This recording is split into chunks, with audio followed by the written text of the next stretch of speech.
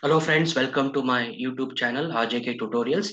So today I'm going to explain the importance and also the method of calculating the consumer price index number. Now the calculation of inflation, as you know that inflation is nothing but the increase in the prices of essential goods and commodities, and this is calculated by using the CPI or consumer price index number.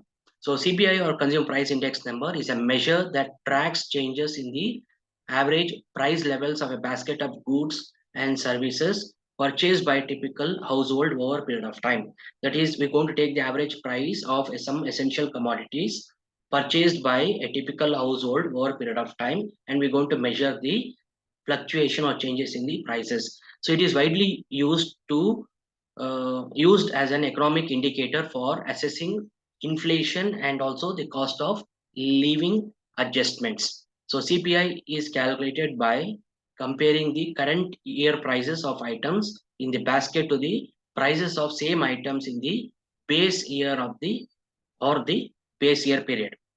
So the percentage change in these comparisons reflects the inflation or the deflation rate. So in CPI, the most important thing is you have to compare the current year prices with the base year. So by comparing that, we can find out what is the exact proportion or quantity or percentage change in the prices of essential items.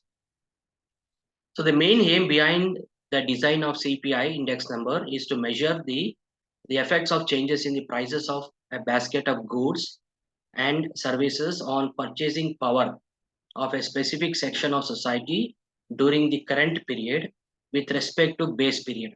So other names for consumer price index numbers are is also called as the cost of living index number, the price of living index number, or it's also called as retail price index number. So these are some of the commonly used names for consumer price index numbers.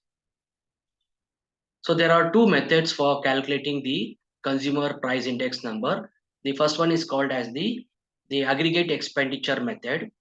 So in this, the CPI is calculated by dividing sigma P1 Q0 value divided by P0, sigma P0 Q0 value multiplied by 100. So sigma P1 Q0 divided by sigma P0 Q0 into 100 is the consumer price index number. So in case of family budget method, we'll be calculating sigma RW divided by sigma W, where W is nothing but the product of P0 into Q0. R is nothing but the price relative, which is calculated by P1 divided by P0 into 100.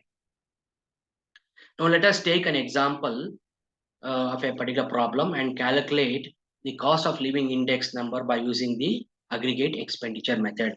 So in this particular problem, we have six commodities A, B, C, D, E, F.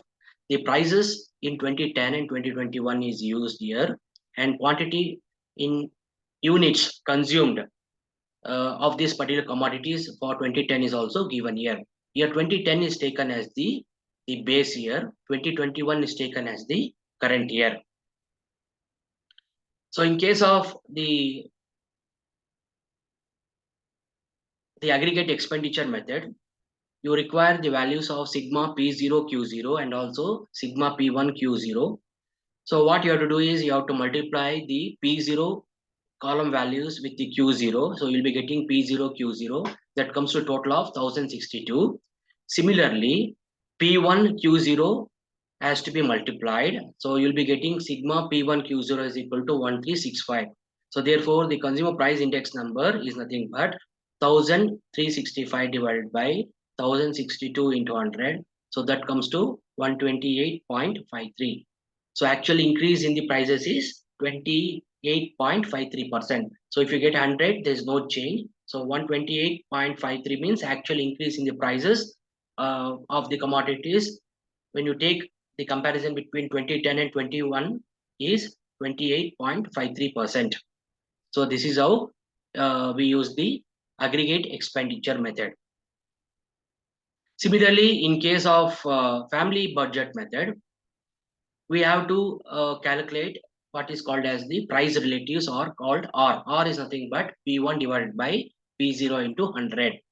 Now you have to multiply and divide the corresponding values. So P1 divided by P0 into 100 to calculate R.